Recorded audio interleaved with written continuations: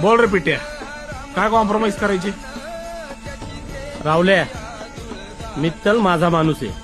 हा दत्तक बित्तक घेतला काय तू? तालुक्याचा 7-12 तुमच्या आई बाबाच्या नावावर आहे का?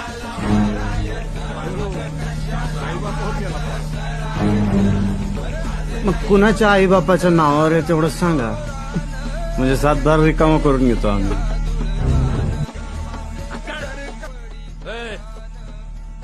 आमदार आत्ता झालोय. आतापर्यंत तुझे एवढं ठोकलेत ना, त्याच्या डबल ठोकलेत. अप्पा मी ठोकत नाही हो, मी ना तोडतो. माझा पॅटर्नच वेगळा आहे.